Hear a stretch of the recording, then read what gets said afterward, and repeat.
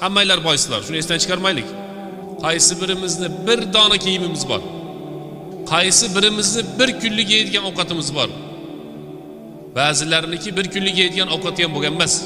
Qarang, tug'ildik, o'ta zo'r sharoit hamma narsani berdi, lekin biz baxil bo'lib ketdik. Nimaga desa, ulamolarimiz aytadi, dengizdan suv ichgan chanqashida davom etadi deydi. Chunki dengizni suvi sho'r bo'ladi. Dengizni suvi sho'r bo'ladi. Biz hammamiz boshqalardan qolib ketmaylik deb bir narsalarning orqasidan yuribmiz, to'ymasdan better chanqayapmiz. Halol, toza, pok, chuchuk suvni ichadigan bo'lsa, odamni chanqoq bosiladi. Shuning uchun birodarlar, mana shu Ramazon oyini ichida, mana bu yerda 1 so'm, mana bu yerda 5 so'm, mana bu yerda uncha, u yerda uncha, qayerda qanday qilib bo'lsa ham ehson qilib qolaylik.